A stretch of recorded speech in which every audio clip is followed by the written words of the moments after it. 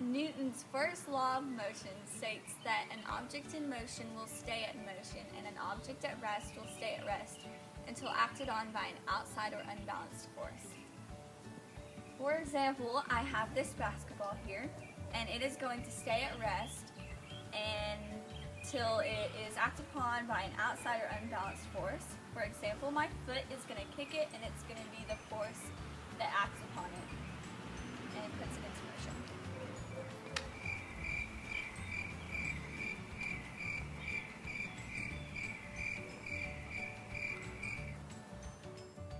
Now I'm going to give an example of Newton's first law of motion, where an object that is already in motion stays in motion until acted on by an outside or unbalanced force.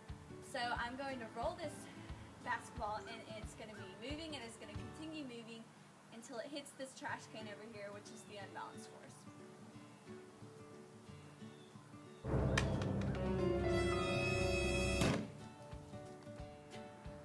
Newton's second law of motion states that the acceleration of an object as produced by a net force is directly proportional to the magnitude of the net force in the same direction as the net force and inversely proportional to the mass of the object.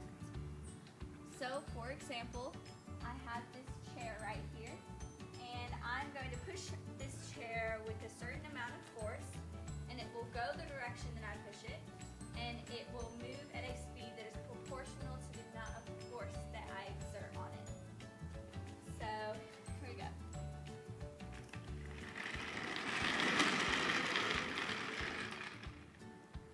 Now I'm going to add to the weight of this chair by using this pumpkin.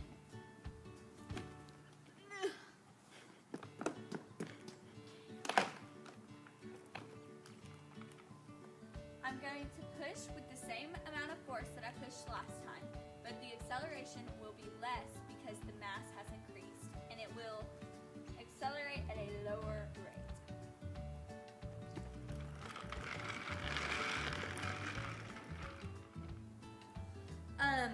Newton's third law of motion states that for every action of force, there is an equal and opposite reaction force. This addresses the nature of all forces.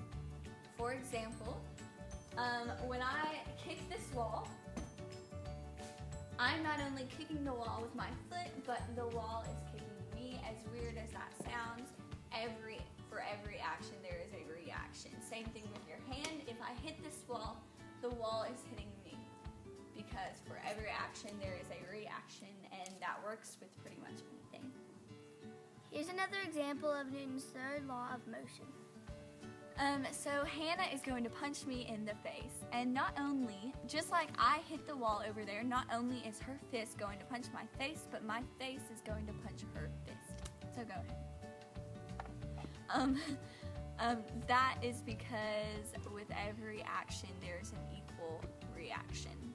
Newton's third law of motion. Newton's three laws of motion. The first one states that an object in motion will stay in motion and an object at rest will stay at rest until acted on by an outside or unbalanced force. The example I used for that was the basketball and it rolling and hitting the trash can, because the trash can was the outside force. The second Newton's law is the acceleration produced by a net force on an object is directly proportional to the magnitude of the net force, is in the same direction as the net force, and is inversely proportional to the mass of the object. The example I used for that was the chair in the textbooks and the chair and the pumpkins in the textbooks, and how the one with the pumpkin went slower because it had more mass, therefore it had a less acceleration. The third Newton's law is that for every action there's an equal and opposite reaction. The examples I used for that were me punching the wall and my sister punching me in the face, because for every action there's an equal and opposite reaction. So that's Newton's three laws.